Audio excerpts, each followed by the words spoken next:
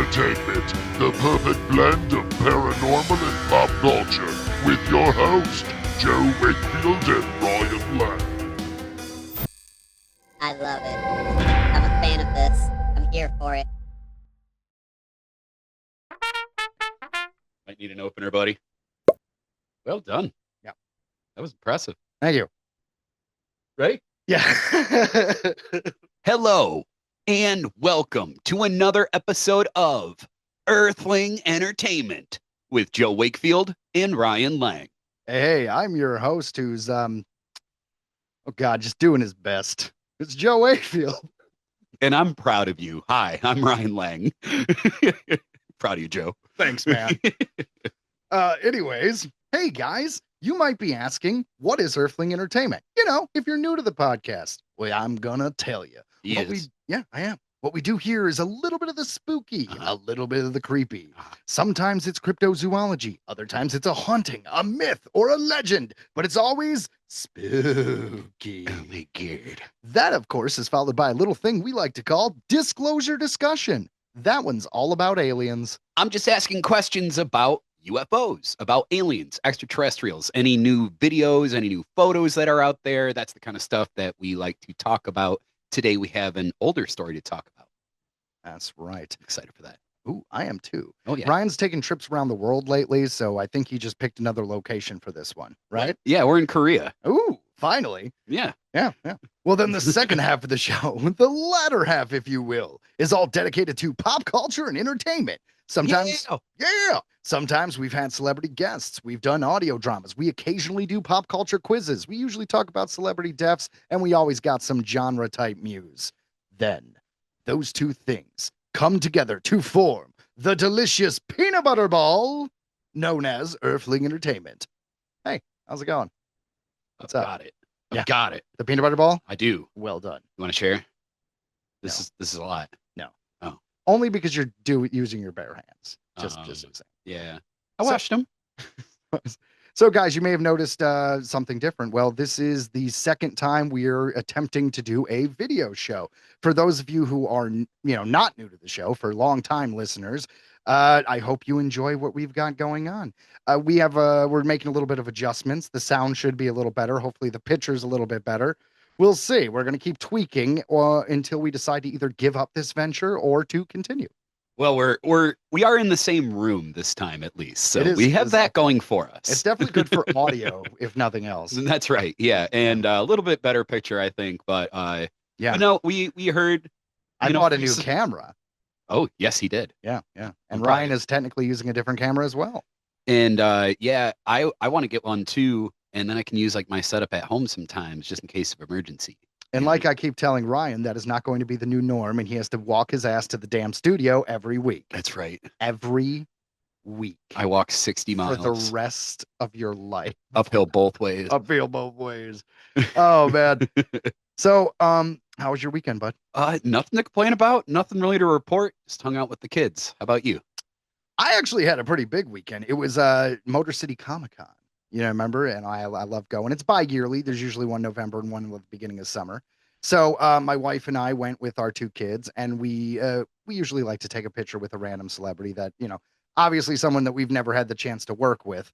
And this time was Alan Tudyk, because that was the best. It was Alan Tudyk and Matthew Lillard that I really wanted to see. Dude, he's so cool. Alan Tudyk? Yeah. He's great. Man, it's like the guy, he's one of those voice actors that you don't realize how much of a fan you've been for so long. Well, he's done so much. He has a lot more than voice acting too. Yeah. A Knight's Tale was the first time I saw him. Okay. He played one of Heath Ledger's buddies. I think his name was Wart. He's pretty good in that. Or Dodgeball. He played Steve the pirate in Dodgeball. Steve the pirate, amazing. Berg Peter. Hey, he's more of a pirate than you'll ever be. I mean, to be fair, that's fair. Right? That was like one of the best comebacks ever. I agree. So yeah, Motor City Comic Con was a lot of fun. It's a little bit difficult with the kids now because my one kid is 2.5. Yeah. And he can't sit in the stroller the whole time. But then again, there's a bunch of collectibles and a lot of people, so we can't just have him run around. So we have driving around, the place. We can't really do any panels because that takes too long. So we're looking around. And he gets too restless. We either feed him or we like go to the hotel part of it, and he's just running up and down the hallway. Oh, geez. And I'm chasing him, trying to wear him out so we can, put him back in the stroller and walk around the floor a little bit more. There was this, they were celebrating 250 years of, I don't know if just the Marines in general, but there was a bunch of Marines there, and it was like That's cool. like a separate thing, separate event happening next Comic-Con. And the hallway my son was running down just screamed, ah, ah, apparently was right next to like their main ballroom, and they were about to start. So they started getting really, really mad, and suddenly the hotel's like, hey guys, like this is supposed to be clear. You're not supposed to be here. And we're like, oh yeah, totally. And everyone left. And I'm like, hey, at the moment, my wife is breastfeeding at the end of that hall because it was a secluded area. And the Comic-Con, they didn't have any breastfeeding pods or whatever. So the guy's like, oh shit, well, the hotel does. You should have told us. I'm like, oh, well, she's there now. And they had to stay, obviously, because they don't want bad PR. No. Don't tell a nursing mother they can't. No, of course not. I mean, but it sucks, man. I know what that's like. You know what I mean? You're doing your best, and like kids, they're insane. Well, that's what I was getting to. Is it was so hard to keep him because he was so cooped up that we were waiting in line for Alan Tudyk's photo. Yeah, and he's just doing the normal Tyler thing, throwing food and just being ridiculous. Oh yeah. Well, by the time we get to Alan Tudyk to take a photo, and it's like a cattle call if you've ever did one of these, they're real quick. Like, hey, what's up? Shake your hand. Hey, what's up? Shake your hand. Hey, what's up? Take a picture. Hey. Yeah. So when I went up, my kid's freaking out and screaming, and I'm just holding him. And first I hold him upside down, and then I hold him on his side. So we got the picture, and the picture's awesome. We're gonna put on screen, and I just got this kid like, but everyone looks happy. Even Alan Tudyk looked very happy. So honestly, it's a great picture. Yeah, it's honestly a great picture. I know that was hell in the moment, but it's tough. Yeah. No, that's just the good old parenting. That is just fatherhood. Yeah. All the joys of fatherhood. You know that eventually, if you're going to have kids, when you have kids, that like you're not gonna be able to do the same things the same way you used to do it. And everyone knows that. But then when you're actually like trying to just do something like go to the movies or like anything, for in this case, a Comic-Con, it's like, oh, this is all so much more complicated now. Yeah. A lot of fun though. But here's the thing, Matthew Lillard was there, and I wanted to get him to sign my SLC Punk DVD, as I mentioned on the last episode. Oh, yeah. It's my favorite movie. It was impossible. So Matthew Lillard had to cancel on Friday. So in order to fulfill everyone who pre-ordered like autographs and VIP and all that other stuff, they basically had to do it all on Saturday. So the walk-ups were just, it wasn't happening. There was the biggest crowd I ever saw, and they weren't getting it through it all, and they never even got through the VIPs. But I mean, to be fair, Matthew Lillard and the con, I mean, they fulfilled the obligation, right? Like he was supposed to do that. They prepaid, and he did. No, I can't fault him for that. I was never going to get that autograph, Ryan. I tried to like get it out of my head. No, my one story I've got with Matthew Lillard. Remember? No. We were walking into, it was Motor City Nightmares. Right. I think it was called. Yeah. And it was me and my ex-wife, and we're walking in, and he literally ran into us. He had his hood up and his hands like in the kangaroo pouch, like he was trying to be incognito, right? Like probably sneaking off to lunch. I think we were getting there around noon, and he literally just gave us a look and went, and then just ran away past us. Like that was, like, sorry. Yeah. Sorry. Don't say anything. Like no joke. And imagine like, hey, we were in shock. Matthew Lillard. Like it wasn't until he like, scooted away that I was like, that was Matthew fucking Lillard. That just ran into us. Shaggy just ran into like Shaggy just ran into us, dude. Like Devo.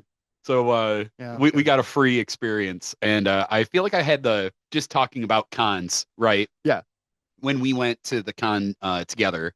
What was it? The third annual Cryptids and Paranormal Conference in New Jersey. Not that one. I was talking about the Comic-Con that we went to, not like Comic-Con or whatever. You know what I mean? Yeah. And we went, and I just wanted to see Moff Tarkin. Sorry, not Moff Tarkin. Oh my God, Gideon. And, so Maz Mikkelsen. No, it was Gideon.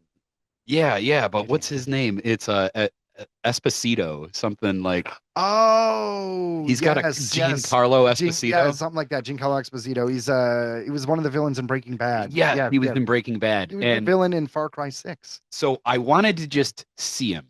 Sure. And there was a huge line right by his thing, and it was just celebrity by celebrity. So there's just huge boxes of lines. Yeah, like a cubicle. And in between, though, there was a gap. And I was like, you know what? I'll bet I could just run up there real quick and I could just get a look at him. I could get a look at the bad guy from Mandalorian, you know? Sure. And I start running like as fast as my hobbled ass can. I'm running up and he is standing right there at the end. Like like I am seeing nothing. Like there's the crowd on the left, crowd on the right, nothing in between. And there he is. And he looks right at me and just gives me that look. And I stop like in my tracks. I'm like, oh my God, because now I'm thinking I'm going to get in trouble. And he just gave me like a nod. Like, hello, just sir. like a nod. And I was just like, and I think I gave him like the upward, like, and then I turned around and friggin' ran. Ryan's just like, what up, no? Like pretty much I just gave him the what up, no, and I ran back because I was like, oh shit. Like, so that's good. Got a nice free experience there. So I'm bad when it comes to cons. I guess I'm good at drawing attention, I guess. Sure. Well, Ryan, and I mean no disrespect when I say this at all. You tend to run very loudly and talk very loudly. And I think part of the reason is because you yourself are kind of hard of hearing at times. Little bit. What is it, your left or right? My right ear, I blew the eardrum. Messed it up pretty good.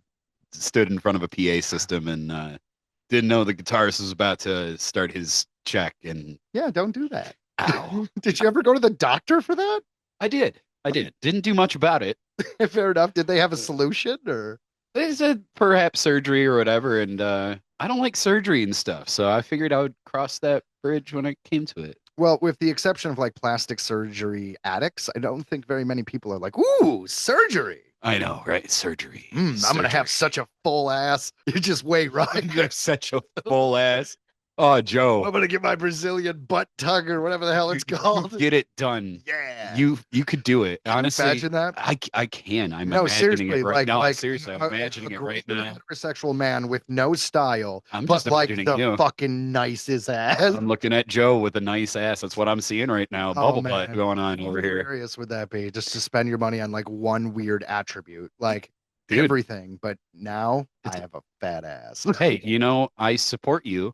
Thank you. In whatever decision you make. I'll have to talk to the wife. I don't know if she's into Brazilian butts, but it could be a dream that we could still make come true. You don't know until you try. Just tell her that. You know what I mean? Just saying, might unlock something. Well, we don't want to unlock something. You never know. Let that genie out of the bottle. Oh no! Next thing I know, there's just like a butt altar in my room. Jesus! Like, what's Joe doing? He's twerking. No, why? His wife's making him. It's this new thing. She demands the butt. Anywho, so the next day, I cannot twerk, man. I don't have it in me to move my hips like that. As just the simple fact that I never have. Do you never because you're getting older, you're closer to 40 than 30, and you move in a way and that you don't normally move, and next thing you know, you're just in so much pain the next day. If I tried to torque, I would wake up with broken hips. Bro, I've had a thrown back for almost a month now. Yeah. I always thought like you start falling apart like in your 50s or 60s. I didn't realize that it really was just a slow progression. Like, no, late 20s, you start getting weird aches, and then it's just downhill for the rest of your life. It just gets progressively worse. My elbow popped today. Like I was like reaching for the tool to work today, and it just like popped like hard. I was like, what the fuck was that? Like, damn it. Like, damn it. Oh, a new thing. Great. All right, well, just to switch topics a little bit, that was my Saturday, Ryan. That was sounded like a lovely Saturday, It was Joe. a lovely Saturday. But then, my Sunday, I got to go to this, I got to go to a movie. So we've arranged it now where I go to the movies once a week just because I love movies and, who doesn't need some alone time? So Sunday was the first week we did it, and I went and saw Predator Badlands. Now, a couple things about Predator Badlands. If you guys didn't know, Predator Badlands is actually the highest grossing Predator film in the franchise. Really? I wouldn't have thought that. Yeah, well, it's made 60 million in the US, and it's made like 130 something million worldwide. And honestly, it needs to make more money because the budget was like $100 million. But that being said, it is well on its way to profitability, and it is a great film. Everyone's mad because they say, oh, it's PG-13. All the Predators are R. How could it be PG-13? Guys, the film is PG-13 for one very simple reason. There is no humans in the film. This is a very minor spoiler. Every being that looks human you see in the trailers and everything is a synth. Since it's a robot, you can blow up a robot. You could blow up zombies. You could blow up monsters. You could find aliens. You can chop them up in little pieces and fry them on a thing. You could do the most grotesque shit ever. As long as it's not a human, it will not be rated R. So the fact that this is PG-13 has nothing to do with toned down violence. There's no toned down violence. They're cutting off limbs. They're cutting things in half. They're decapitating people. There's arms. There's acid that burns through a dude. I mean, it's fully violent. So don't worry about it being PG-13. It is such a good movie. Elle Fanning was great in it. I fell in love with her in this role. Like, she played such a good job. And you know what's you know what's funny about her though is I still think of her as like a 13-year-old girl because the first time I saw her was in Super 8. And I looked it up and it's like, well, she's 27 now. So it's just weird because she never kind of looked like she got older in the face.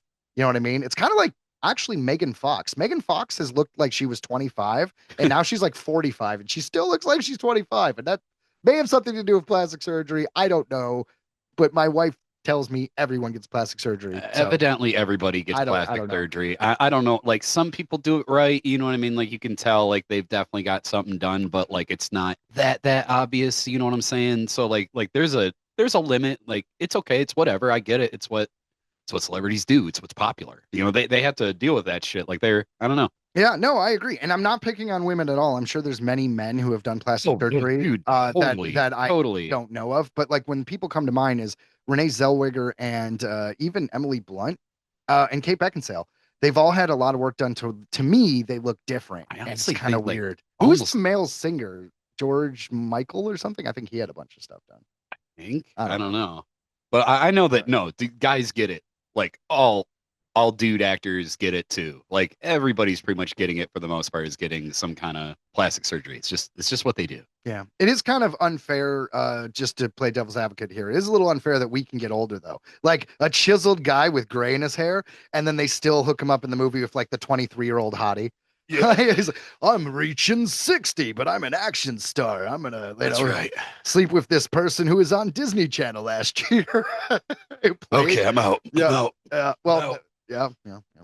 I don't know. But Predator Badlands was really good, dude. Speaking of predators, full circle. That is how you make that transition.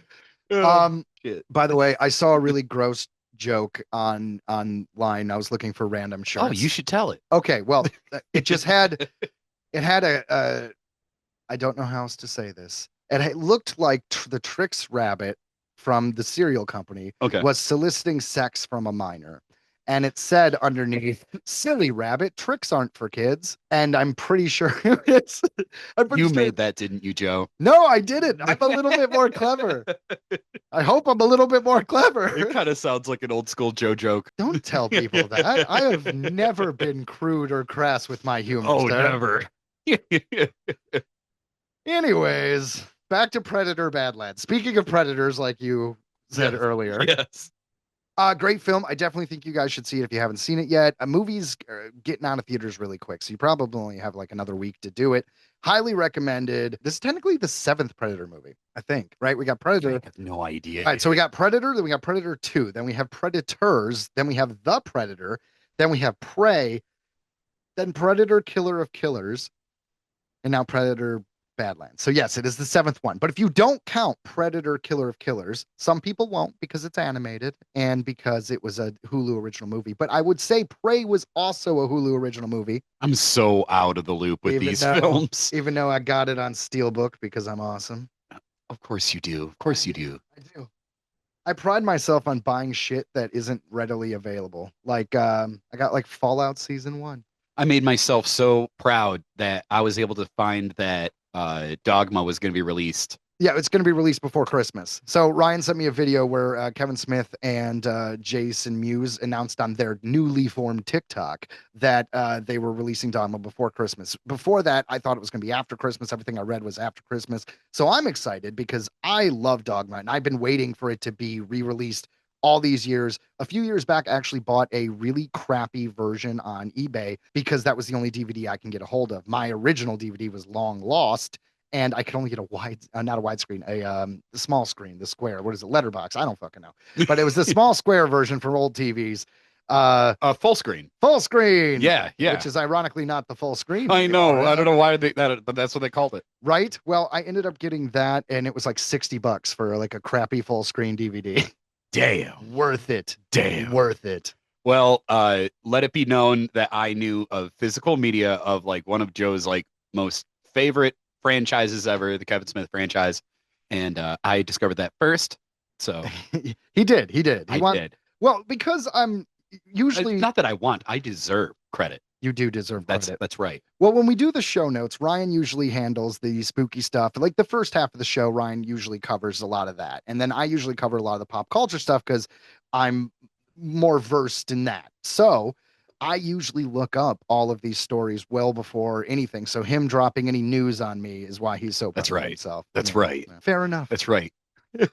Yeah. Yeah. Take that, Joe. Take that, Ryan. 1, Joe 563. And here's this week's spooky stuff. The Dokkaebi. If you're a fan of mischievous spirits with a twist of magic and mayhem, then you'll love the Dokkaebi. The Dokkaebi. Korea's legendary goblins that are anything but ordinary. Unlike typical scary monsters from folklore, the Dokkaebi are playful, tricky, and full of surprises. They're known for pulling pranks, challenging people to clever games, and even rewarding those who can outsmart them. But don't let their fun side fool you. These creatures can also be devastating and brutal when they want to be. Like a bunch of dicks. Cross them the wrong way, and you might end up with more trouble and dicks than you bargained for. Oh my God. I just had to add that on. Oh my Lord. My God. The Dokkaebi are the most famous creatures in Korean mythology. They are ambivalent spirits that possess inanimate objects. The Dokkaebi are so hot right now. Gain sentience and interact with humans. These creatures have a childlike mischievousness. They love to play pranks on people and can be good or evil depending on how they are treated. They also have supernatural powers and are said to be very good at using human weapons, especially arrows. That's no good. No, it's not no good at all. But it kind of makes sense. They're like, hey, they're cool with you, but if you're an asshole, they might play tricks and mess with you. That feels very... Or shoot you in the face with an arrow. Or shoot you in the face with an arrow. That feels very reasonable to me, Ryan. I mean, you know, the way Dokkaebi go. How do these Dokkaebi go? Where'd you come from? Where did you go? Where did you come from? Dokkaebi go. The origin. We have a good back and forth, you and I, right? The origin of Joe and Ryan and the Dokkaebi is deeply rooted in animism, which is central to ancient Korean beliefs and mythology. It is said that every non-living object has its own unique spirit. When these innate spirits become powerful enough, they animate the object and become the Dokkaebi. And may I say that there's a Pokemon that is literally a Dokkaebi. Oh, yeah? And as I was doing this, I was Is like, it called a Dokkaebi? It's called Sinisty, and it's a teacup.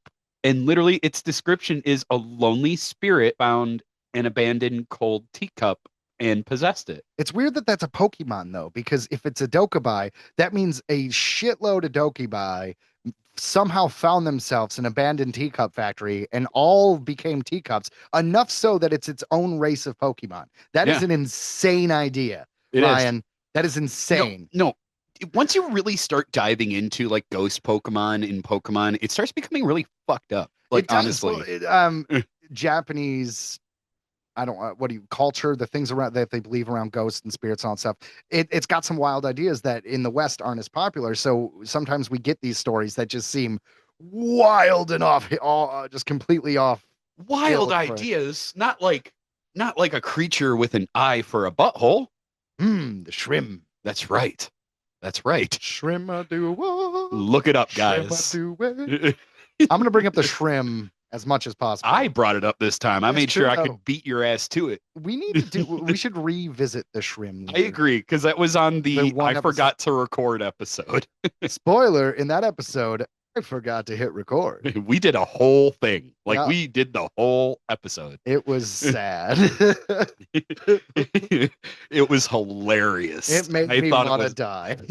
I thought it was the best fucking thing. Like, I thought it was hilarious, because it was just like, well, damn. It was early enough in our podcasting that we forgot to do simple things like record the podcast. You know, that old chestnut. Trial and error. Trial and error brought us here. Thank you for joining us on this journey. In some other accounts, the formation of the Dokkaebi is associated with the accumulation of negative energy around objects. This increase in energy makes the spirit in those objects to become powerful enough to gain sentience. Negative energy is exceptionally high in areas where human emotion runs high, such as in a household and battlefields. Sure. If left abandoned, objects used in these places will accumulate this energy and turn into these mischievous goblins. Well, that's kind of horrifying. Can you imagine, like, you're just a random villager and you're sitting in your house in Korea, just hanging out doing your thing. Then during the Korean War, for whatever reason, your area, your surrounding area, is absorbed in the conflict. You had nothing to do with anything. So somehow your house and you survive, even though there's definitely some damage, and Definitely. you lost some family members and a few cats and whatever.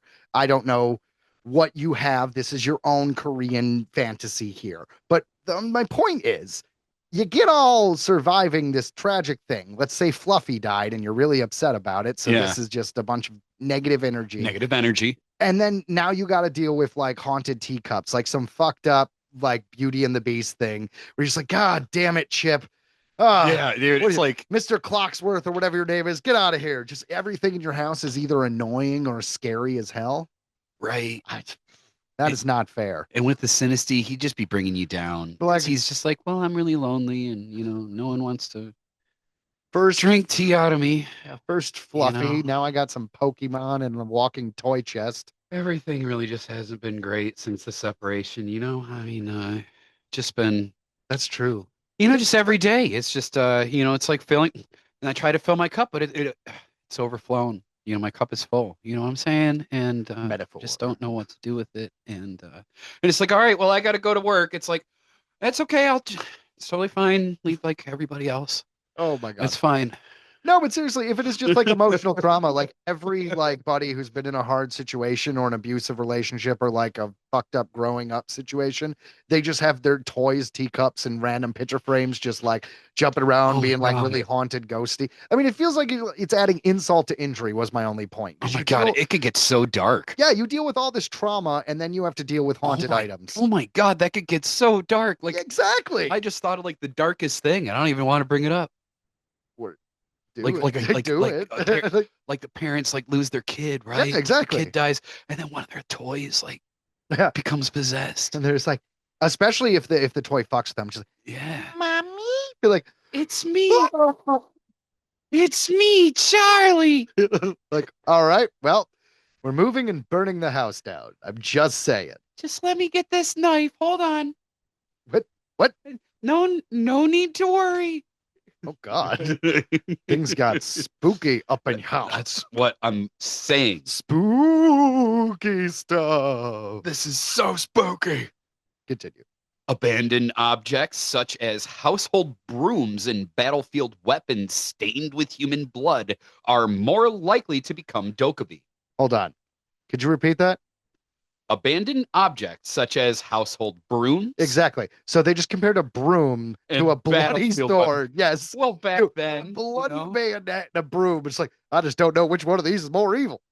I can't figure it out. I feel like back then, it was like, when you weren't out, having to fight wars and stuff, you're just back home sweeping.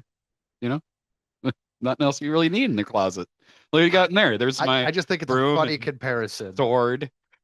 I guess if you're going for like the antithesis of the item. All right, just continue. It's fine. The Dokkaebi appear in different forms, which has led some people to believe that they can shapeshift. However, Korean sources suggest that their physical manifestation is determined by the object they possess or animate. I mean, yeah, that makes sense. That tracks. For example, a Dokkaebi formed from a battlefield sword is expected to have a silver color and sharp sword-like limbs, Not too bad of an ass either. while one formed from an abandoned household broom will have spiky hair and brown skin. So it'll look like a broom. Fair enough. As these creatures become older and more powerful, they may be able to change their form to become more human-like and difficult to identify. These Dokkaebi can even wear traditional Korean clothes known as hanbok. Although the Dokkaebi are often compared to goblins, a more accurate creature to compare them to is the leprechaun in Irish folklore. Okay, fair enough. Fair enough. Magical little creature, little bit of a fae folk going on. Right? Yeah. And also, one of the major reasons why the Dokkaebi is popular in Korea is its ability to grant good fortune to people, kind of like how the leprechaun can if you catch him. Who can? The leprechaun can. According to the myths, farmers and fishermen who encounter these creatures are blessed with bountiful harvests and great catches. They may also give large amounts of money to people. Dokkaebi walks with a club, which is used like a magic wand to grant wishes. All right. Swish and flick.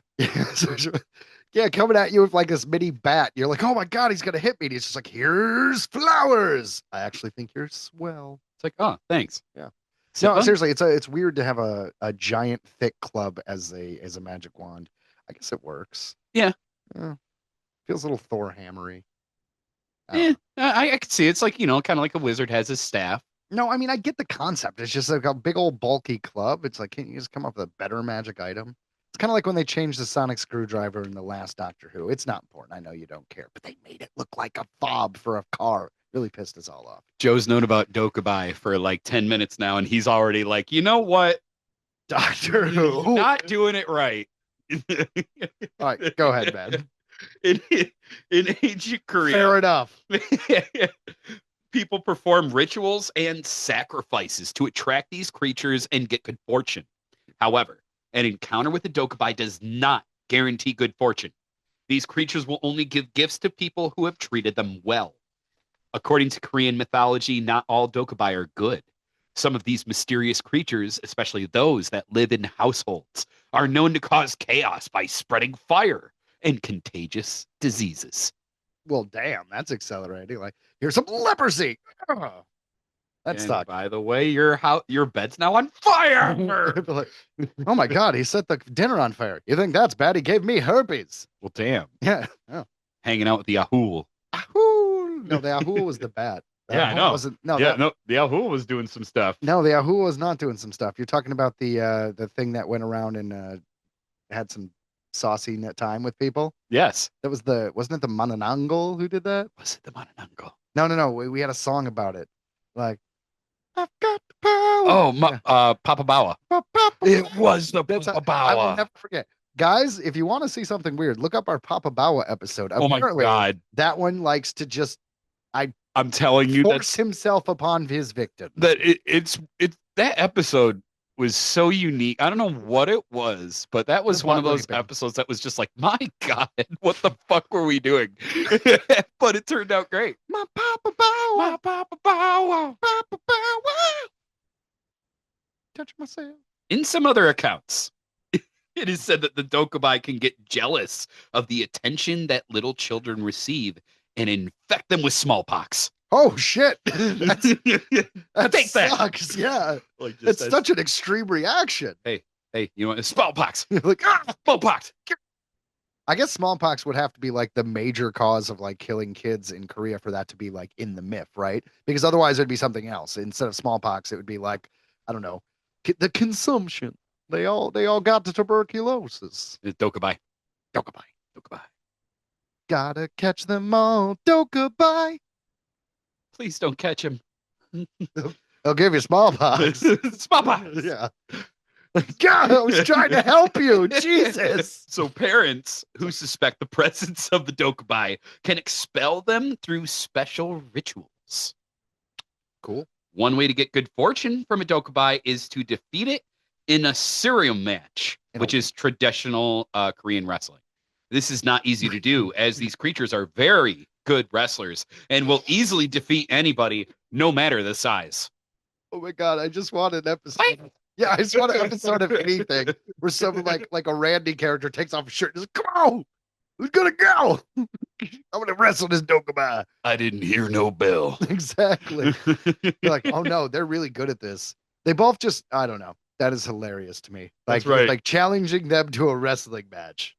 Yeah. And Excellent. so, yeah, you best them in a match, and then you get some good fortune. Well, it's about time. However, the Dokkaebi have a weakness. Here you go. On their right side. The only way a person can hope to defeat it in a match is to take advantage of this weakness and push them to the ground. My Papa Bow. Oh, no. Not even the Dokkaebi deserve this. No. Get out of here, Papa Bawa. The No, if you Dokkaebi. remember right, that was what he was. It was like someone that was like, he went after his political enemies and Yes. that's something else. No, I think that was it. I think that was the so many cryptids. dude. Oh my God. All right. You're telling me. I can't believe I keep like there's so many. There is. So I'm sorry many. to keep interrupting. Continue. No, you're fine. So he forces him to the ground on his arms and knees. So they wear a special invisibility hat, though, called the Dokkaebi Gamu, Right. which grants the wearer the ability to become invisible. It's dope. They got some Harry Potter cloaks up in here. Yeah. That's cool. I'll take it. The hat can also be snatched from the Dokkaebi and used to negotiate for gifts from the creature. All inanimate objects are believed to have spirits and the potential to turn into the Dokkaebi. There are different types of these creatures. Each type has its unique abilities and characteristics related to the object it came from. Okay. All right. This feels like this should be a video game. It's like pick your class, It kind of pick your does. weapon, That's why pick your possessed item. That's why when I found out that they had them each, I'm like, I gotta describe them all. Yeah. Yeah. Okay. So proceed. Describe them all, please. House Dokkaebi. Okay. These are the ones that are assholes. These types of Dokkaebi are formed from abandoned household objects such as brooms, ancient tiles, and pots. They might cause household items to go missing by moving them around. Okay. Okay. Well, I use all of those items. I should be safe. The forest Dokkaebi Okay. are formed from stones, rocks, and other inanimate objects that might be found around the forest. Although they are not evil, they are very naughty and mischievous. Okay, so these are formed by like a bunch of emotional trauma and energy and negativity, right? So Right. I am imagining a dude who goes off into the woods with his girlfriend. He thinks he's going to, but instead they sit down and she breaks up with him. And he just sits on this rock and cries for like 14 hours. And then he leaves and suddenly the rock's like, I'm a Dokkaebi now and I'm going to cause tricks on people. Like, how do you get a forest Dokkaebi is kind of the point I was getting at, right? It's like, damn it, Johnny, you crybaby bitch.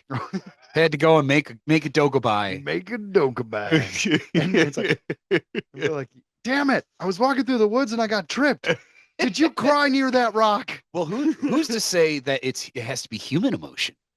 Oh my God. What if like some animal? Squirrel's like, I lost my Yeah, nuts. yeah, lost his nuts, or his his partner, like a bunny rabbit comes back 'Cause and those all of are its equivalent. babies are eaten and dead. That might make a Dokkaebi. Why? Why did we go Watership Down in this situation? I just Why don't. are we talking about dead bunnies? Well, it is. Again. Well, it is like a forest, right? So if it's like a forest, creature, like spirit, then it could come from the forest folk, which are bunnies and squirrels. Not all forest folk. Not all- You know? Although in Final Fantasy 12, they had this whole big weird race of bunny people all wearing thongs. It was kind of interesting. They never brought You them. got my They curiosity. never brought them back, so I don't know how popular they were, but maybe they were too popular. Video games, video games. things that wouldn't be appropriate in movies. Kind of Yeah. like this next Dokkaebi, Yeah. Oh yeah, we're naming Dokkaebi. the water Dokkaebi. All right. Honestly, not much I could find about these, but they are its own thing. These types of Dokkaebi live around water bodies. They are known to help fishermen get good catches on their fishing trips. Okay, So they're pretty helpful. fair enough. So like a possessed bobber. It's just kind of like floating around in the water. Form of a lure. They're supposed to be of objects, right? Right, yeah. I get that the forest one was like a rock or a tree, but I'm just imagining like an old discarded like beer bottle, and he's like, "Ha ha! They call me Guinness." Oh God. Or what did Ryan bring? I don't even know. Yeah, Estrella Jalisco. I wasn't gonna try. It is a import from Mexico, and it was on sale at the corner store. So that's why I got it. Try some random beers due to them being on sale at that corner store. That's right. Yeah. So we're always like drinking like slightly dated beer. Who cares? It's fine. It's fine. All right, let's talk about more of these dudes. So the beer Dokkaebi. No, I'm kidding. That would be kind of cool. Right. Mountain Dokkaebi are a type of Dokkaebi often associated with the mountainous regions of Korea. These Dokkaebi are said to dwell in hills or secluded mountain areas, making them particularly elusive and mysterious. They possess great strength and are described as large humanoid figures with wild hair and a club. Again with the damn club. They got so I mean, sure, all right, whatever. they Your might, guys' choice. that's their choice. They be clubbing. Fucking Dokkaebi. They might even possess animal-like features that blend in with their natural surroundings. Other types of Dokkaebi include Oderi Dokkaebi. These are one-legged Dokkaebi. Despite their incomplete limbs, they are still really good at Cerium, which is the wrestling, the Korean wrestling. Yeah. It'd be kind of humiliating to lose wrestling against like a Dokkaebi creature, but it's even worse. He's got the one-legged one. Like, I really couldn't do it. Don't underestimate the Oderi. I guess so. The Onun Dokkaebi is a one-eyed Dokkaebi that likes to eat a lot. Its favorite foods include sorghum, red rice bean cake, and buckwheat jelly. Oh, but Yum. have you tried buckwheat jelly? Let me tell you, I have never. Holy shit. Where did you get buckwheat jelly? You haven't lived You until have you've not tried had some buckwheat- buckwheat jelly. You're bud. full of shit. You're You're full of buckwheat jelly. Buckwheat jelly. Actually, to be honest, I'm half full of shit because while I don't know for sure if I've tried it, I had a friend who was dating a Korean girl, and then it was in LA, and she had it, and they offered it to me, and I have no memory of how it tasted or if I even tried it. I just remember hearing buckwheat jelly. Well, there you go. Maybe you did. Well, respectively withdrawn. I don't know, man. That was like 2013. Who knows? Yeah. That was so long ago. I mean, it was 12 years ago. Oh my God. You know what? There was a thing where it was like, The Land Before Time came out 37 years ago today. And I'm like, oh shit. You know what's fucked up? Harry Potter, man. Harry Potter is going to come out. It was 24 years ago. It was 2001 that first one came out. Wow, that's insane. Right? That was such a crazy time for film. That was a great time for film. There was weird shit. Our formative years. So the Kam Dokkaebi, these are believed to be the true Dokkaebi. Excuse me. Yeah. They are very They're a mischievous bit elitist. and they like to play tricks on people. So they're the classic. Yeah. Classic asshole. That's right. Classic Dokkaebi assholes. The Nat Dokkaebi, unlike other types of Dokkaebi, the Nat Dokkaebi appears during the day.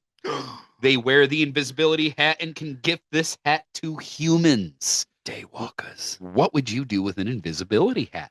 I don't know, because your first thought is like, I could like spy, but it's like, I got no one to spy on. I don't really have any enemies. I'm not a pervert. So it's like, what would you do it with? What would you sneak into and sneak out of? Like, what would be fun? I guess in and out of things that I have to pay tickets for. I was going to say, yeah, like a show. A show, for instance, or like an amusement park. Like, because that would be easy. You could just walk right in. Yeah, and then you take it off and you have a good time. You could hang out. Yeah. Yeah. So I guess Cedar Point That's probably is my answer. I think you're right. That's Yeah. exactly what I'd use it for. I would just be going to parks all the time. Go to Disney. Not really a thief. Go to Disney World, like invisible. Like think about it. You could just hop over, Like, yeah, they've got the things, but I mean, you're still gonna have to wait in line because you can't just appear in the front of the line without anyone noticing. But you could, like, easily walk in invisible, then find a bathroom or something, go into a stall, get uninvisible, walk out, and no one's the wiser. There'd be some like Disney detective watching all the cameras, like, I don't know how this guy got in, but I know he didn't buy a ticket. dude, well, and you're right. They'd catch on to you. Eventually. Oh. It's like counting cards in a casino. You could get away with it for a while, though. Mickey Mouse is just sitting on his throne. I'm gonna get that son of a bitch. He's just got like a million screens in front of him, and he's just like, that one didn't pay any money yet. I have none of his money. Mickey's like, it's time. It's time to kill a bitch. I will do what I must. That's right. Just two grown men and their lightsabers doing a podcast. This is. What, do you want to fight about it? This is totally normal. You want to fight about it? I got this at the Comic-Con on this weekend. You know what's kind of fun with this is there's so many I wanted, and there was like, they range from like $100 to $800. Now I got like the $100 one. That's why it's not overly fancy. It's still a nice lightsaber. Yeah, but exactly. It's like, one of the professional dueling. It looks ones. very, Yeah. What would you call it from the previous times, the early times? What do they call it? The High Republic? High Republic? Yeah. Huh. You know what? There was a couple of them that, now that you mention it, it probably was High Republic, because they had the silver, but they had a lot of gold flourishes. And the High Republic was all about the gold flourishes. Which is interesting, right? Because the whole point of a lightsaber is a Jedi is not supposed to take, like, it's not supposed to be like prideful. It's not supposed to be beautiful. That's why Darth Sidious's lightsabers are literally like a slap in the face of the Jedi, because they're awesome. I think it was just their way of weeding out the guys who wanted the rainbow lightsabers. You know what I mean? That's not even a gay joke. They were just colorful people. They were just like ravers. They're like, it's like, we can't bring that one into the council. You know what? I always remind Far me. too much ecstasy. Exactly. You know what's reminded me of the colored ones is, do you remember the ones when we were kids where they're like plastic tubes and you like go like that and they kind of extend, right? Yeah. Well, the cheap ones that they always sold at parades and stuff were the ones that each section was a different color. You know what I mean? Okay. And I always thought, like, do you know what I'm talking about, right? Yes. Yes. Well, I always thought it would be interesting if there was a Jedi like that. So that's where this idea for this rainbow lightsaber, somebody gets it and it's like the first, it's like red, orange, green, purple, blue, and yellow. Everybody likes the post-fruity pebbles. You know, that whole thing. Too much? No, not at all. I love your memory of jingles. It cracks me up. You know so many jingles. Dancing ballerina, Barbie. Dling. Oh, I'm not going to sing that one anymore. It's fine. It's fine. Toy commercials got my attention. All right, their focus groups or whoever decide what can like get into a kid's head, they did it. There is nothing. I have no room to talk because I literally just busted out my lightsaber that I didn't even get at like a con. Like, yours kind of makes sense. You went to a con, you got it. That's cool. It's a memoir. I bought mine off of a website. Like, I purposefully bought mine. Like, you buy most I of didn't collectibles go off websites, and that's the thing. Yeah, but I mean, you know what I mean? Like, I feel like mine is like a more nerdy buy because, like, I was like, I'm just gonna get myself a little lightsaber here, get a mystery box. That way, I don't have to spend as much money. Mine was also a mystery box one. Yeah, I'm pretty happy with the hilt I got. I like that it's got like the little gaps there, and then. Well, see, yours lights up from the bottom and moves up. And yours has sound. Mine just turns on and is red. And it's pretty good. I guess mine lights up from the bottom too, but it's more instantaneous. And mine does I can put it in front of your camera so someone can see it. There you go. So I can change the color. I only need one color. Okay. I'm about like selfish vengeance and whatnot. Go. This has become a lightsaber podcast now. There we go. I'll go. Like, it's not even like purple. It's like straight up pink. I love it. There we go. Yes. Okay, so what are the more classifications of that? I think we might be on the last one. All right. we made it. And subsequently named the Dokkaebi, also known as the High Dokkaebi. Or the Dokkaebi. They are especially good at fighting and handling human weapons, especially as lightsaber. Said, lightsabers. Exactly. This is how we pulled this full circle, Ryan. That's right. This is how we made it work. I love it. Look at that. Excellent. Look at that. And that, my That's friend, the end of spooky stuff. is spooky stuff. All right, let's talk about aliens. Disclosure discussion. Ha ha ha ha. It's about aliens and stuff. When dozens of Korean War GIs claimed a UFO made them sick. This comes to us from History.com. It sure does. In May 1951, 1 year into the Korean War, PFC Francis P. Wall and his regiment found themselves stationed near Chorwan, about 60 miles north of Seoul. As they were preparing to bombard a nearby village with artillery, all of a sudden the soldiers saw a strange light up in the hills, like a jack-o'-lantern come wafting across the mountain. So like a face? I think it just like meant like just this light like coming down. Well, jack-o'-lantern seems very descriptive. Right, but that's the only time it was used. So Fair I'm enough. just assuming that was just An orange ball. We'll go with that. We'll go with that. Yeah. What happened after? The pulsing, attacking light, the lingering, debilitating symptoms would mystify many, including all of us, for decades to come. As the GIs watched, the craft made its way down into the village, where the artillery air bursts were starting to explode. We further noticed that this object would get right into the center of an airburst of artillery and yet remain unharmed. Wall later told John P. Timmerman of the Center for UFO Studies in a 1987 interview. Suddenly, the object turned, Wall said, and whereas at first it had glowed orange, now it was pulsating blue-green brilliant light. He asked his company commander for permission to fire at the object with armor-piercing bullets from an MI rifle. As the bullets hit the body of the craft, he recalled, they made a metallic ding. The object started behaving still more erratically, shunting from side to side as its lights flashed on and off. Wall's recollections of what happened next are stranger still. We were attacked, he said, swept by some form of ray that was emitted in pulses, in waves that you could visually see only when it was aimed directly at you. He remembered a burning, tingling sensation sweeping over his body, as if he were being penetrated. Yeah. The men rushed into underground bunkers and peeped through the windows. Oh, God! Oh, being penetrated! Penetrating that guy! Holy shit! If it's not an alien, it is! It is! Oh, Jesus!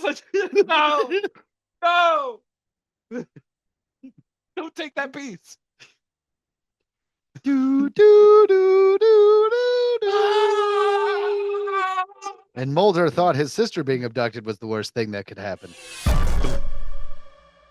Anywho, continue. The men rushed into underground bunkers and peeped through the windows, watching as the craft hovered above them and then shot off at a 45-degree angle.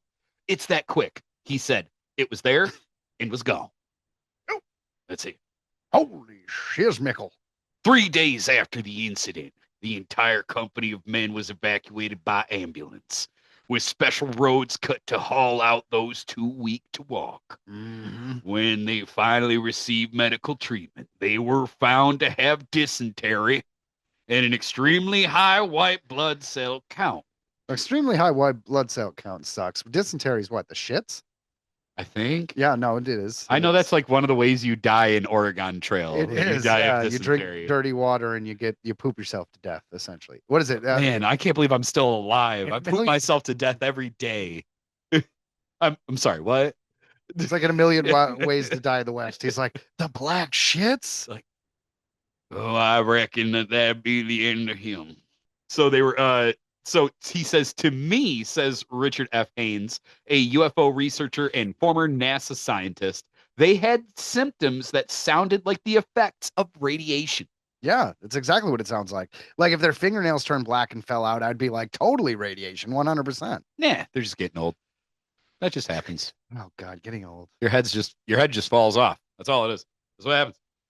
In the wake of the Korean War, which ended in July of 1953, dozens of men have reported seeing similar unidentified flying objects over the course of a 37-month conflict.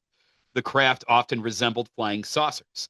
According to unofficial reports, as many as 42 were corroborated by additional witness reports, an average of more than one a month in just over 3 years. Many researchers believe that the sightings were Soviet experiments based on German technology and foreign research of anti-gravity. These were supposedly so large they could carry 50 tons of weight and were powered by electromagnetic propulsion. He writes in unusual footnotes to the Korean War. What was being cited, it was suggested, were discs the Russians were testing over Korean skies.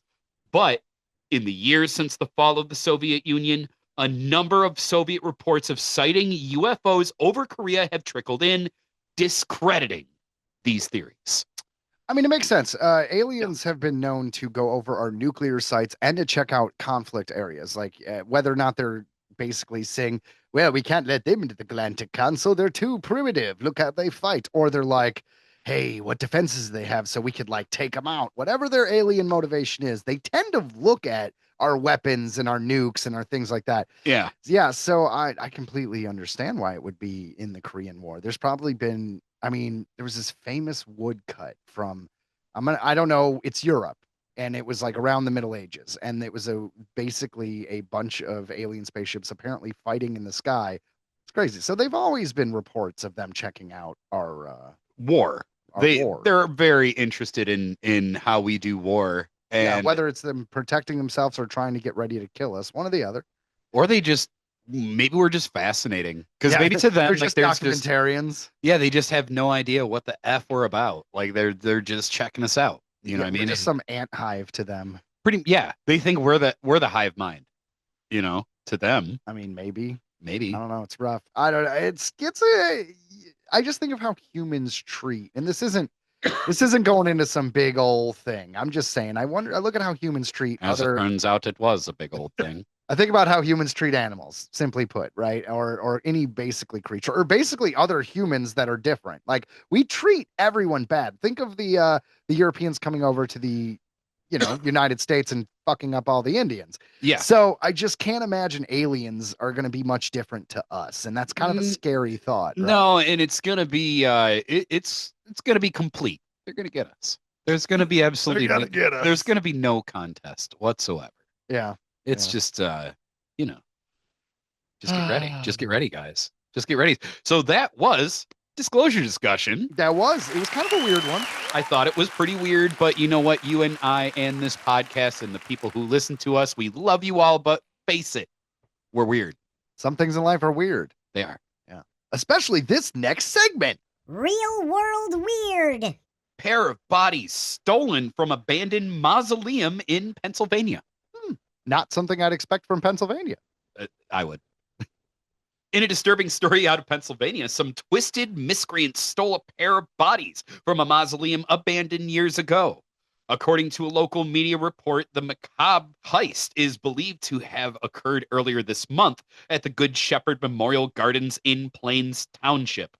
The mausoleum and adjacent cemetery have long been a source of controversy in the community after the property was purchased at auction in 2006 by a couple who later claimed they were unaware of its purpose and subsequently abandoned the site and the individuals for whom it was their final resting place. All right, so they bought the property. We're like, wait a minute, that big building has a bunch of dead bodies in it? Well, I don't want this place. And they just split. They're like, we're good. Oh my God. They're just gonna abandon it. Like a cabin in the woods. They're just gonna be like, it's fine.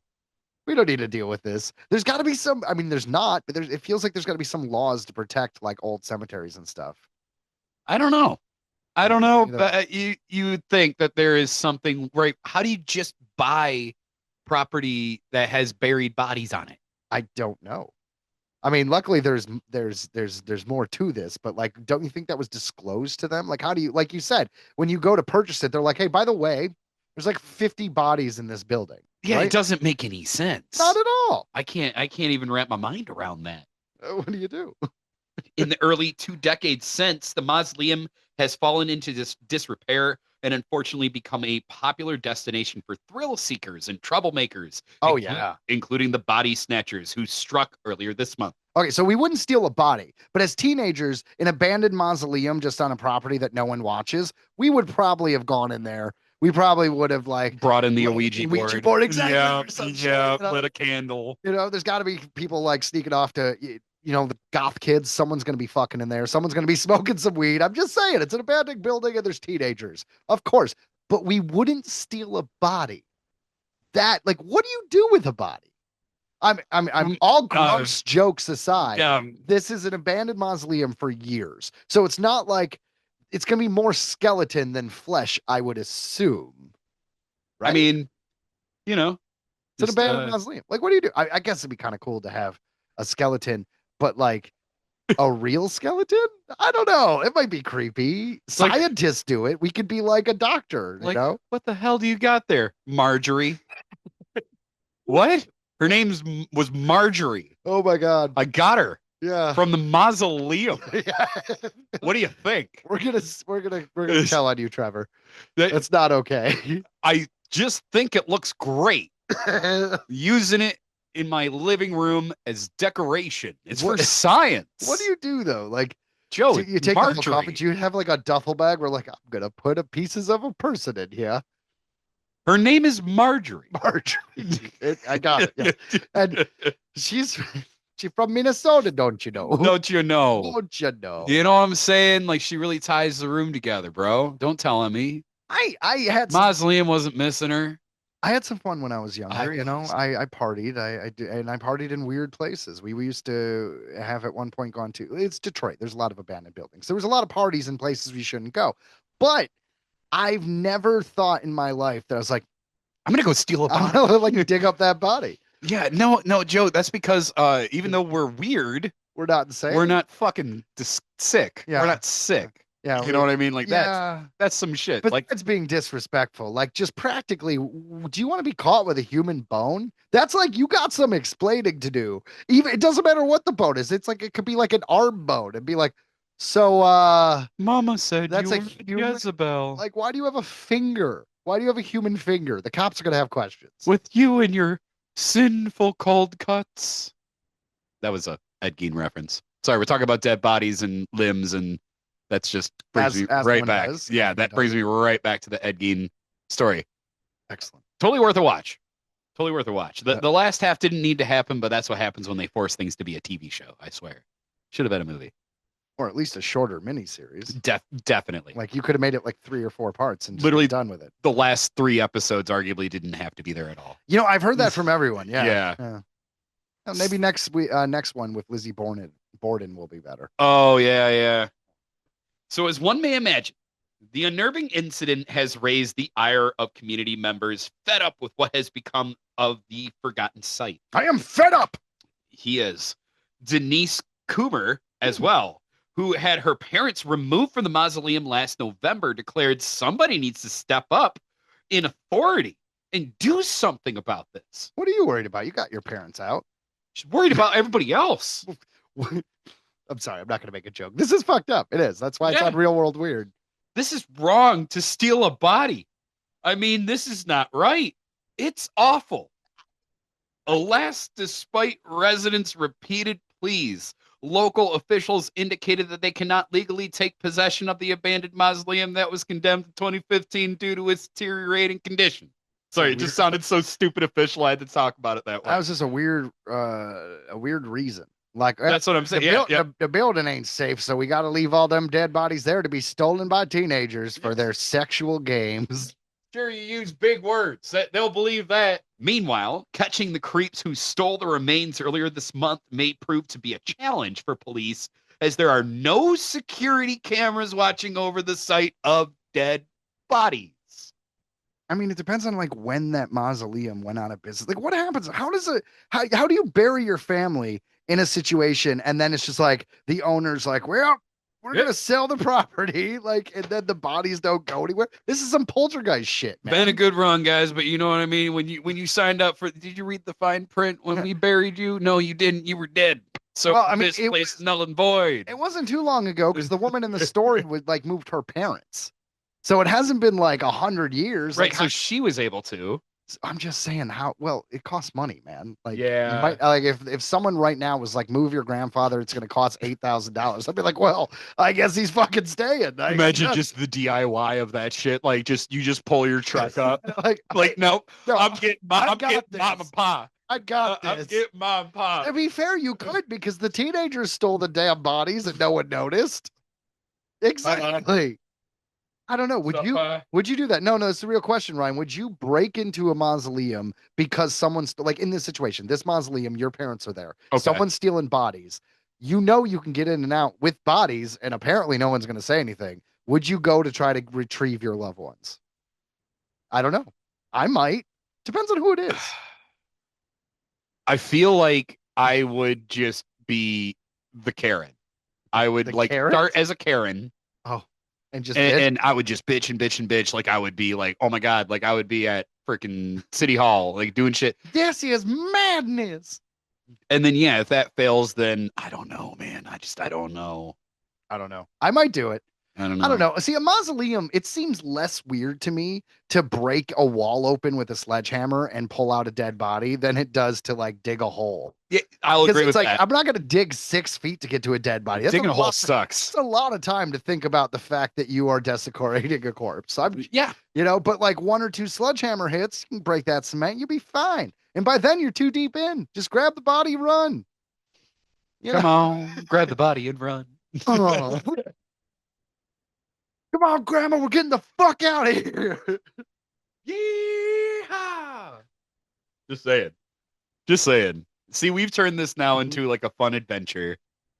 Authorities are appealing to the public for any tips that might bring the body snatchers to justice. So if anybody has Marjorie, turn him in. It does look good in his living room. It does. But it's wrong. At the end of the day, it's wrong. And that certainly was weird.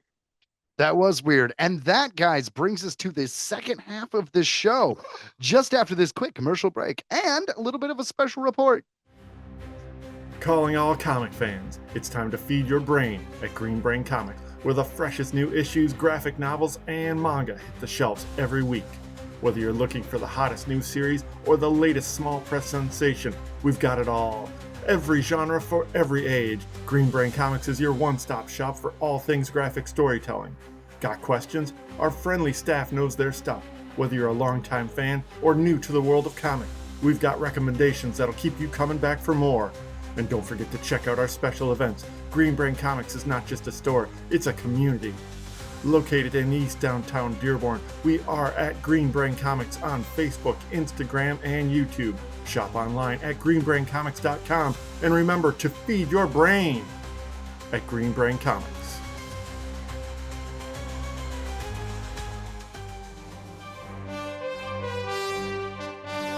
Earthling Entertainment Special Report 1. Apparently Zombieland 3 is happening and is aiming for a 2029 release date. 2. Jim Henson's 1986 classic Labyrinth has been remastered in 4K and will be back in theaters January 8th through the 11th of 2026. 3. Alien Earth has officially been renewed for Season 2. 4. A Labubu movie is now in the works at Sony Pictures. This has been a special report. Very special. You are. Come on, man. How did you like that? With I figured we kept calling them gremlins, so why not use actual little gremlins? That's right. The idea of how to do this in video is kind of difficult when it comes to the commercials of the real one. I was supposed to be an audio-only podcast, Ryan. Well, it's illegal for their people to be filmed, so we had to come up with what we had to. You know what I mean? Like, we couldn't actually get them on film. I see. That's what we're going with? That's fair. Okay, cool. And guys, welcome to the second half of the show. This is, of course, the pop culture section. Prepare to have your culture popped. That's right. Check out this. We're going to start with music. On this week's Music Mumbles. Weird Al announces more tour dates. This comes to us from pitchfork.com. The Bigger and Weirder tour kicked off this past June in Las Vegas and wrapped in September in Nashville with stops over 60 cities. I got to go. Yeah? It was awesome. That is awesome. Weird Al Yankovic has announced a massive expansion to this year's Bigger and Weirder tour. The parody musician will continue to trek in 2026 with an additional 90 stops throughout North America, including in cities such as Chicago, Boston, Las Vegas, Austin, Kansas City, Milwaukee, and more. As on the previous leg of the bigger and weirder tour, the singer Puddle's Pity Party will support, and he was actually fantastic. Oh, yeah? Yeah, he was really good. Oh, that was awesome. I liked him. Cool. I think I saw him post about this, Weird Al. He was just like, all right. He's like, you get 90 more dates, but then that's it. Just in true, Yeah. like Weird Al fashion. Yeah. Good stuff. No, I've been a fan since I was a kid. You know what I mean? He's the man. He is the man. Amazing. Like he's still so relevant. The show is huge. I know he sold out like major dates, like huge place in New York City, like a very successful tour and well-deserved. Excellent. Excellent. Yeah. I love Weird Al. I missed him this summer, so I'm going to see him next summer in Grand Rapids. So I'm very excited. He's going to show up in July. They're not going as close as he did for you, but I'll travel to Grand Rapids.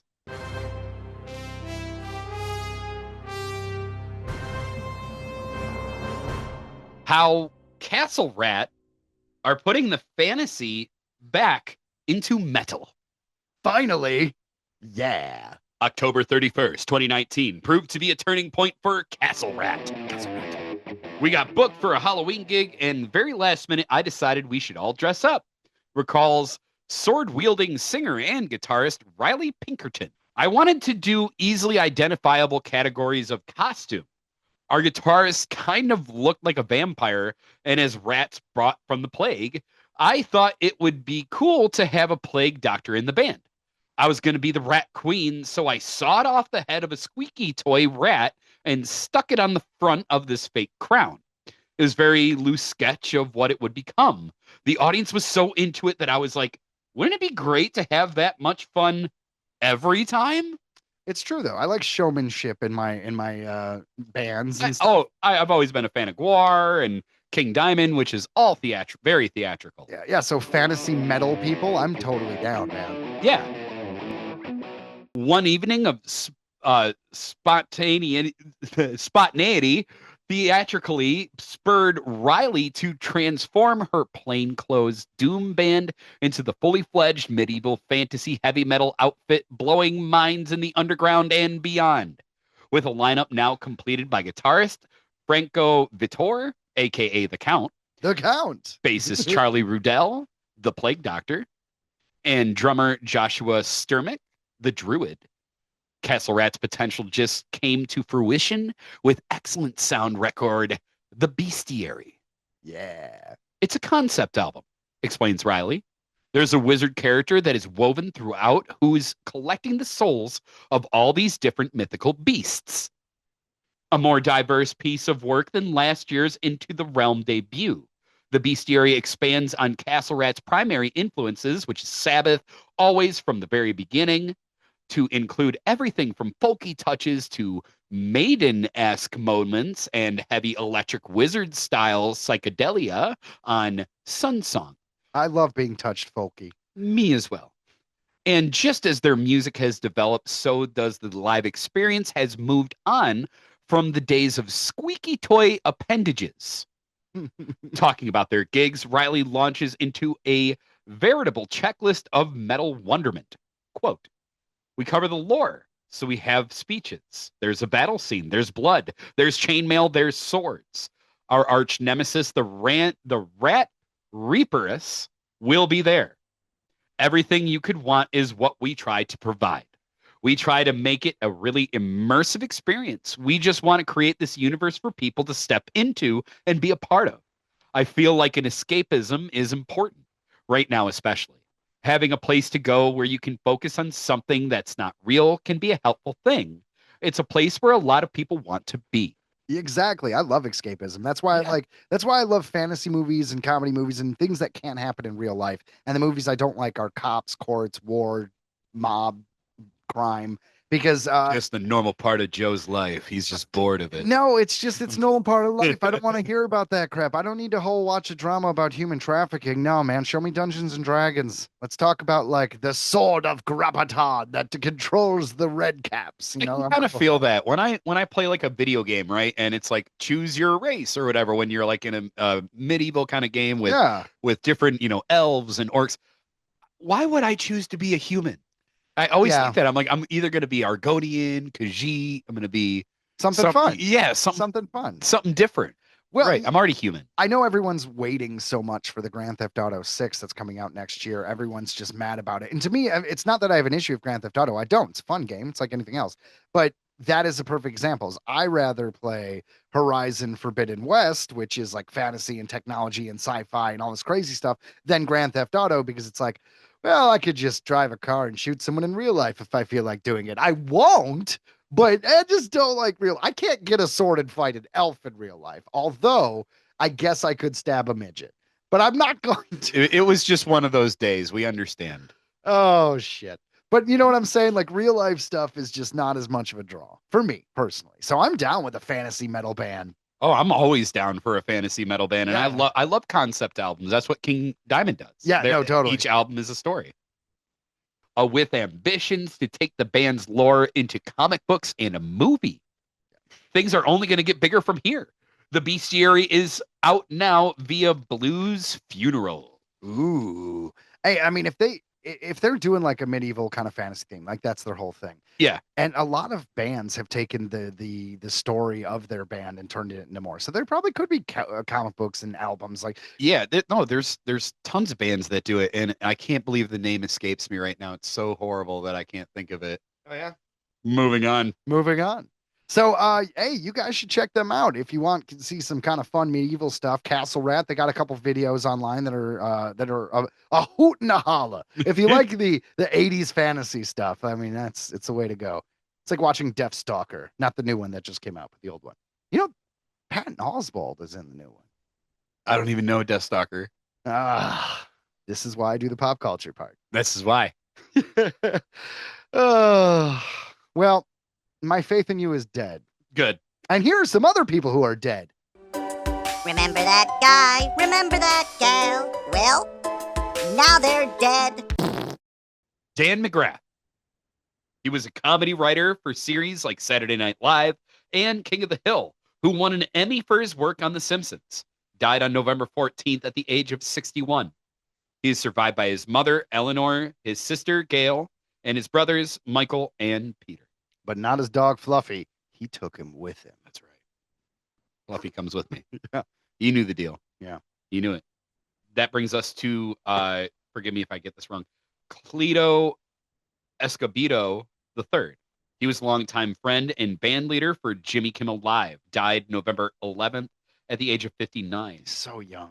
I know. Yeah, I saw. Yeah, Jimmy was broke up about this one. Yeah, he like cried during his monologue. Yeah. Like, it was actually like, you work with someone for years. Yeah, that'll hit you. Yeah. In addition to his gig on Jimmy Kimmel Live, Cleto and the Cletones also toured with Paula Abdul, Mark Anthony, and Earth, Wind, and Fire's Philip Bailey. Huh. All right.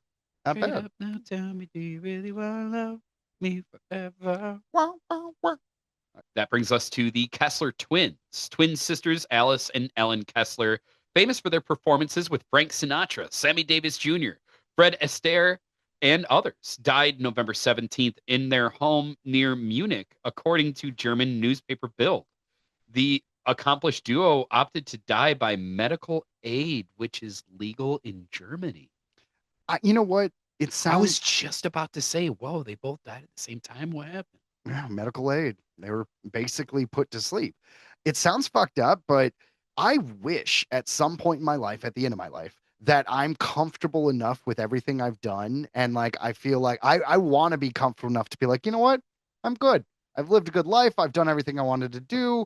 It's time to go. Like, just, don't go quietly into the end of the night, right? Like, it's that whole, I just feel like death is scary as shit. And I don't think I'm ever going to be ready for it. Like, just in general, I don't care how old I am, how healthy or unhealthy. I don't care what I've done.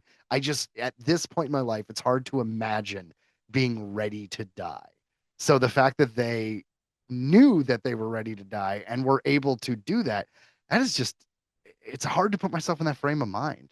It is. And and there isn't even an age here, so we don't know how old they are. Yeah, but they were working with Frank Sinatra. So they're old. They were old. They were old. Yeah. And wow, good for went out together. Yeah, why not? Like, wow.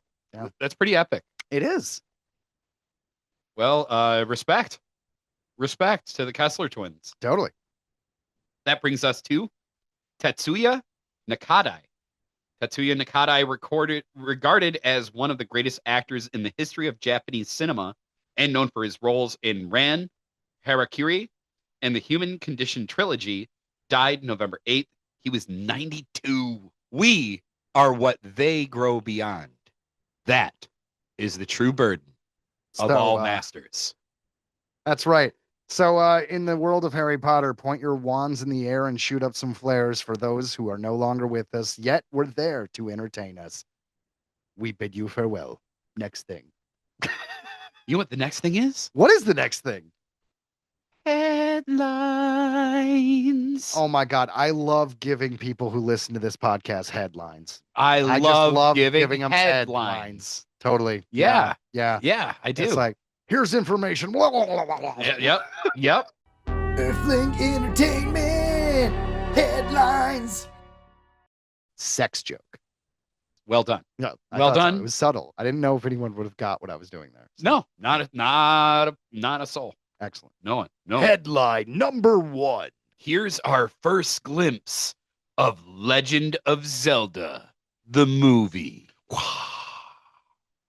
Zelda is probably Nintendo's biggest property behind Mario, so there's no surprise that after the Mario Brothers movie made over $1.3 billion, that work on a Legend of Zelda film went underway. Well, now Nintendo has offered fans the first glimpse of Legend of Zelda. That's right. So if you guys are watching the video, here are the images right here. But Ryan, what do you think of these images? I like it, and I even saw a short clip that looked like leaked. Oh yeah, and it was these actors, and I saw it on TikTok. Well, and I saw them like doing like this scene. Well, it's actually pretty funny and smart. What happened was it was leaked. It was absolutely leaked. So Nintendo, in response, released these images. So when you search it, you're going to find the images they released and not the leaked thing right away. So basically, they just try to get ahead of it. You know and it wasn't even that great. Control. It wasn't even that great of a leak. It was like like I said, it looked like the video that maybe someone on the set was like, "Oh yeah, I'm gonna get so TikTok famous for this." Probably will. You know what I mean? Yeah. Oh, I'm sure. Yeah, I've already seen it a couple times. But as far as the images are concerned, does this look like Zelda and Link to you? I mean, what is your takeaway here? As much as they could be. Sure. You know what I mean? Because it's a different medium. He kind of gives me like the stoic vibe, like because like Link doesn't talk. He doesn't, but we don't know if he won't talk in the movie. I hope he doesn't. I agree. I think because it's kind of hard. Do you have a whole movie with him not talking? I don't know. I don't know. The kid better be a good actor if he can't talk. He better have good facial expressions. He looks pretty stoic in this little still frame here. I get that Zelda and Link are young characters, but it just feels weird to look at these children and be like, this is our Link and Zelda. To me, I'm like, I just expected someone, I don't know, I guess more mature actors. And logically, that's not the case. Those characters aren't older. No, like Ocarina of Time, they were children. Exactly. It's to start off with. It's going to be weird. Do you think that they're going to do any particular game? Do you think they're going to adapt like any story from any game, or do you think they're just going to take a bunch of elements from all the games and kind of make up their own story? And what you just described is what they've been doing. They take aspects of everything and they kind of just make it work. Yeah, they kind of make it work. Like the Breath of the Wild, Tears of the Kingdom. It takes a little bit of this, a little bit, I mean, they've got their own universe and they kind of pick from it. Ganon is still always the bad guy. He keeps coming back somehow. Right. In my opinion, if they screw this up, like that would be amazing. Like, I feel like it would be harder to screw this up than to do it right. Like, because it's just all there. I agree. You know what I mean? I was trying to study as much as I could about old Zelda and the Hyrule Historia. And yeah, let me tell you, because this talks about how the 3 timelines are there. And I realized that I haven't actually played a Zelda game since Ocarina of Time. Like I didn't play Oh, wow. Twilight Princess or I didn't play Majora's Mask. Oh my And God. I never played Wind Waker. I never played Breath of the Wild or Tears of the Kingdom. I never played Wind Waker either.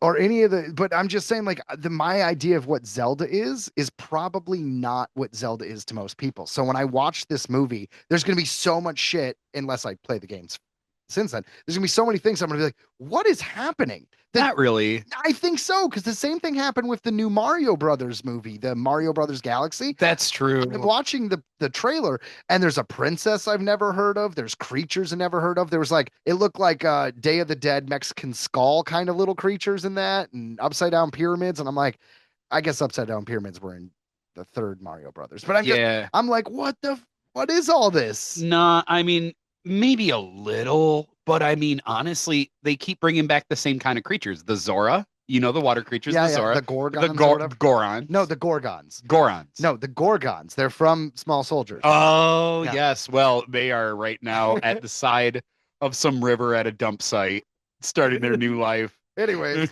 no, I know it's the same creatures and stuff, but like, isn't spoiler for one of them, Skyward Sword, Tears of the Kingdom? I don't fucking know. Isn't Zelda a dragon in one of these damn games? Yeah, I guess it's okay to spoil it. That was in Tears of the Kingdom. She became a dragon in order to preserve the Master Sword for you. And at the end, you do actually save her, and she reverts back to Zelda. Well, yeah. I mean, Link saving Zelda is kind of the whole game. If Link doesn't save Zelda, what are we doing here, Ryan? You know what? We're defeating Ganon again. Okay, was it? And again. I don't. At the risk of being demonetized, oh Link, he come to town, come to save the Princess Zelda. Now he's broken away. Now the children don't play, but they will when Link saves the day. Hallelujah! Oh, Link, fill up your hearts so you could use the sword of power. And when you're feeling all down, the fairy will come around, so you'll be brave in your decision hour. Here's a question though. When we were in 9th grade, we heard that song on your podcast, on your iPod that only held like 10 songs. That's right. That But thing it was was- awesome. That was like a Dell. I think it was a Dell There's like MP3 player. 64 megabytes of that damn That thing. thing was awesome. But I'm just saying, we were under the impression when you illegally downloaded that song from Morpheus or Kaza or whatever you did, you thief. That's right. I was. It was labeled as this song was by System of a Down. And it's not. It's It's Mr. not. Bungle. It's Mr. Bungle. Well, hopefully Yes. Mr. Bungle doesn't just steal our monetization for this episode. I hope he does. He Uh, deserves it. Mr. Bungle. Mr. Bungle. Yes, and Shigeru Miyamoto is also a producer on the film. So, it makes So sense. it'll be good. I mean, It has a good chance. Nintendo's doing a hands-on approach here. It's funny because they don't like what happened in '93 with the Super Mario Brothers movie, even though it is the greatest cinematic achievement of a generation. Strapping, guys. Joe always has to whip it out. All right. So this, by the way, has the scripts It does. and it has the DVDs and the Mhm. posters and everything like that. This Yep. is an ultimate $200 collection of the Super Mario Brothers movie. So if anyone Yes. thinks that I'm joking around when I repeatedly say how much I love that film, And it comes with the flask with one sip left of whiskey that was being drank on the set by the actors because they knew it was such a disaster that's how they got through yes, the filming process. Ryan is- that is true. they thought it would be a disaster. But Ryan, I've worked on several films where actors drank the entire time on set. Several films I've made, there were actors drinking on set. don't say. But I didn't know until afterwards. Luckily, their performance still came through. The point is, apparently, John Leguizamo can act pretty well drunk because that was a damn fine Luigi, Ryan. Damn fine. It was. I'm excited for the new Zelda movie. I am. Me too. I'm remembering 2000 I don't know, 2007 maybe. It was early 2000s. They did a April Fool's joke. I don't know if it was I remember that. but they did a trailer for it looked awesome. for a live action movie, and everyone thought it was real, but it was April Fool's Day and it was just a joke. But ever since then, I've wanted this. That's funny. So it was 2007 because it says right here the Legend of Zelda movie is set to hit theaters on May 7th, 2027. So exactly Say- 20 years later. To be fair, you can't really quote me on that's when that came out. I think it's when that came out. Sounds about right. Yeah. Sounds about right. Let's go to the next headline. Labubu to debut new float in Macy's Thanksgiving Day Parade. Finally. Labubu and the Pop Mart characters are getting a brand new float in this year's Macy's Thanksgiving Day Parade. Organizers say the monsters will indeed take over the streets of Manhattan. The Friendsgiving in Pop City float will feature beloved characters including Labubu, Makoko, and Skull Panda. Skull Panda! Each Riot, What? Demu, Oh. Molly, and Ducku. You had me at Skull Panda. Pop Mart said in press release. The Labubu and Makoko will be 16-foot tall, fuzzy inflatables, a first of their kind. Yeah, no, this is actually kind of a cool part of the story. They are balloons, but they're gonna have what looks to be fur. Good. No, it's kind of cool. I don't know. It's fine. I think it's gonna be cool. cold. I've been wanting a furry balloon my whole life, Ryan. I know you have. And you are He's not. really said it. He said it a lot. I've looked at my birthday and just been like, if only those things were furry. If only they had hair. If only they had hair. Oh God. Pop Mart will also have a special holiday pop-up at Macy's flagship location in Herald Square next month, along with Skull Panda pop-up that opened last weekend at One Penn Plaza. Wah, wah, wah. So Labubus are taking over the world. South Park covered them. Apparently there's Satanist little demon things. No, I guess they're just monsters that they're like gremlins. They cause misfortune. Although Ryan did demonstrate on an episode for me that you do have to draw a pentagram when buying one, which is strange.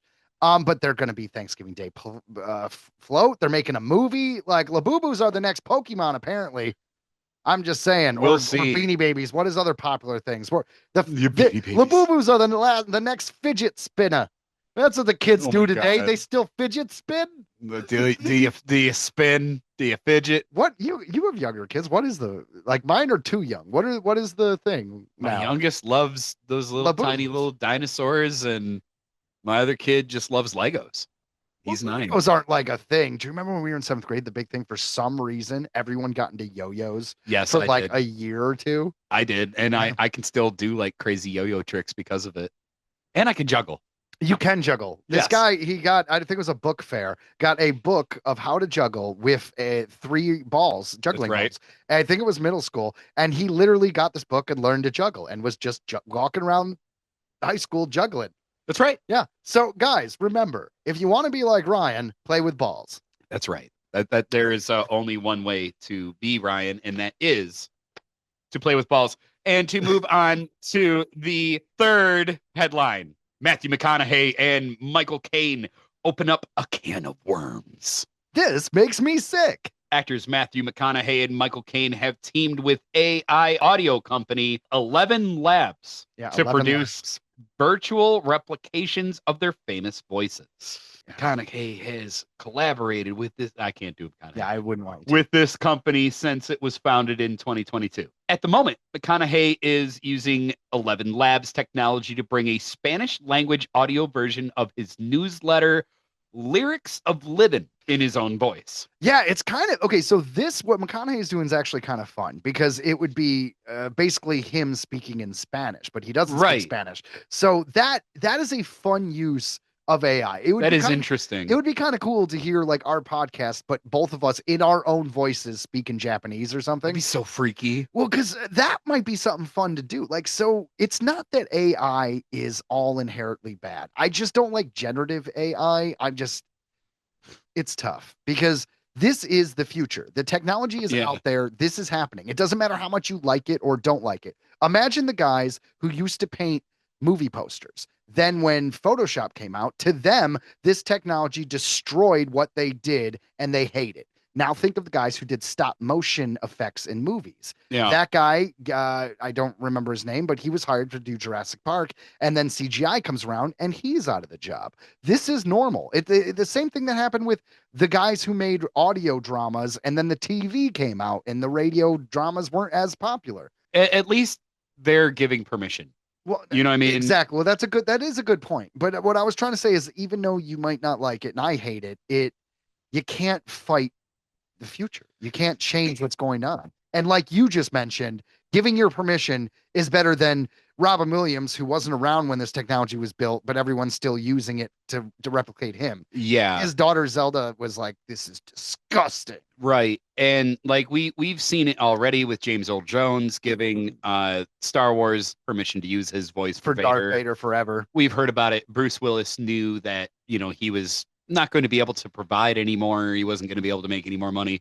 So he saw it as a chance, in the end there to be like, well, this is a way for me to still provide. I don't remember the details of the Bruce Willis thing. I do remember hearing about that. But yeah, it was basically along those lines. Yeah. He knew he was slipping.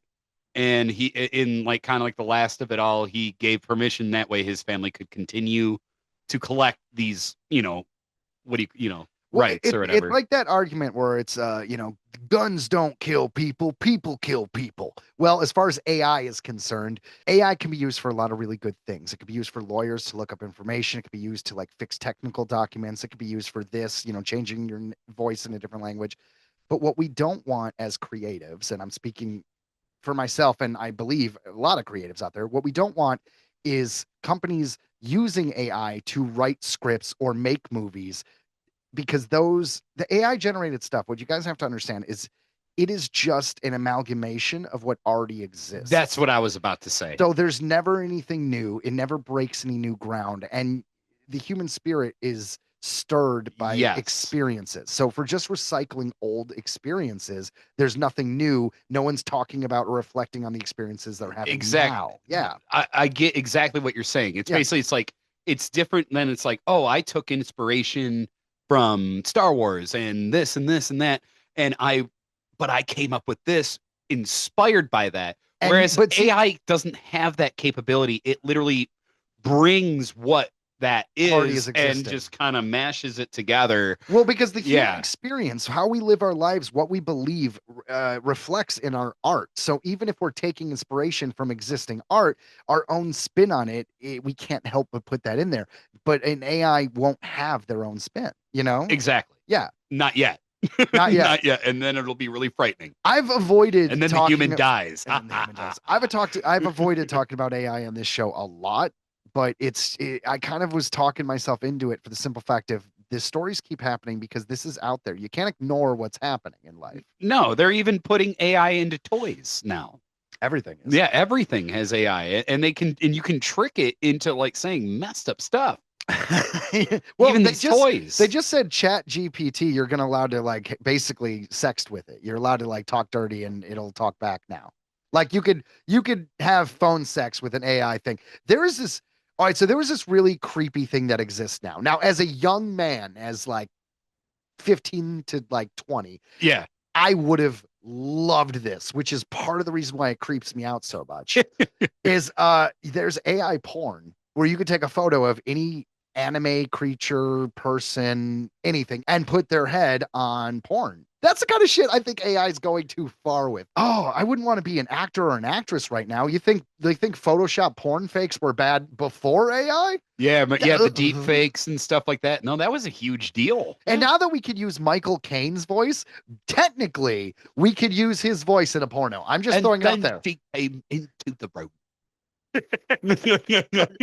Finish this article. Basically nothing. We got a little dirty. Finish this article. Since our first conversation, I've been impressed by how the 11 Labs team has taken the magic of the core technology and turned it into products that creators, enterprises, and storytellers use daily. I launched my newsletter, Lyrics of Livin', as a way to share stories and ideas in my own voice with those who want to listen. Now, thanks to 11 Labs, Lyrics of Livin' is expanding with a Spanish language edition, allowing us to reach and connect with even more people. To everyone building with voice technology, keep going. You're helping create a future where we can look up from our screens and connect through something as timeless as humanity itself, our voices. And that, of course, with Matthew McConaughey. And, he's been back in that company for years. So, of course, he's going to say, like, the most positive thing. I'm not going to repeat what I'm saying, but I'm dubious. Ryan. I understand. And I understand, dude. It says here, under Kane's deal with 11 Labs, the 92-year-old British thespian has approved the right for their marketplace patrons to use Kane's voice for projects and content including to narrate books and articles. We should look up and see if we can get Michael Caine's voice to do all of our segues. Spooky stuff. just be careful. Don't tell the gremlins. They'll get mad, dude. Oh, yeah, it's good. Yeah. Unions. So Caine joins their celebrity voices that are available on the marketplace, including Liza Minnelli, Judy Garland, John Wayne, Laurence Olivier, Jean Harlow, Lana Turner, Maya Angelou, Alan Turing, and Babe Ruth. Alan Turing? Yeah. Isn't that the dude who helped make the Enigma machine for World War II in England? I have no idea. Okay. I can't be right. I can't be remembering. I don't know. Anyways, none of these people are very recent is the point where we should be taking away here. Babe Ruth. Oh, man. And, I guess I've said all I need to say about AI for that, right? Well, McConaughey's voice is currently not even a part of the marketplace. Of course not, because he knows the truth. That's right. And you know what the truth is? You're going to love headline number 4. Smile for the camera. Smile director Parker Finn is bringing us a new prequel to his horror franchise. The Smile Saga returns with a brand new comic book from IDW titled Smile for the Camera. I couldn't be happier about this. They, I don't know if it was. I love Smile. I love Smile too, but I like this idea of doing prequels to existing properties. They had the Event Horizon prequel that was about the ship that basically went into hell. Yeah, I'll have you read it later. I have to. Oh my god! But yeah, so we're gonna have a Smile prequel. I'm down. Let's do this. It's been written by Hannah Rose May with art by Mariana Puglia and colored by Deirdre Kelly. It's no secret that the fashion industry has its own monsters. They're just not supernatural. So that's what excited me the most. This allows us to deal with those monsters, but with an entity being the main setting, says Hannah Rose May. That makes sense. That's her take on it. Here's a summary. A group of international models kick off Fashion Month in New York. They're dying to smile for the camera, but paranoia quickly creeps into the mysterious Smile entity begins to stalk their group. Issue number 1 will be published February 18th and set in the year 2005. This predates the events of both Smile and Smile 2. That's right. The year we graduated high school, my friend. That's right. 2005. What a time. What a time, indeed. What a time. Speaking of time, Ryan, I think we actually have to wrap up the show. I got to be honest, my mother is watching my 6-month-old right now, and I was supposed to pick him up 15 minutes ago. So that is the reason why we're having such an abrupt ending. Well, your mission, guys, is to share this with people you know. It's going to be on Spooky Castle Productions. Go to the playlist and go right to Earthling Entertainment. And that's where you can find every single episode on audio. And now we're trying to bring in the video. Yeah, we don't know how many of these video episodes we do. Maybe we'll keep going with it. Maybe we won't. But for now, the video is available on YouTube and everything else is audio only. So Spotify, iHeartRadio, all that stuff. Oh, yeah. Yeah. But if you guys like the show, leave us a review, that would be great. Download the episode. Remember to download the episode. It is the best way to support us. And I think that's it, man. I think that's it. From all of us here at Earthling Entertainment, see ya. Goodbye.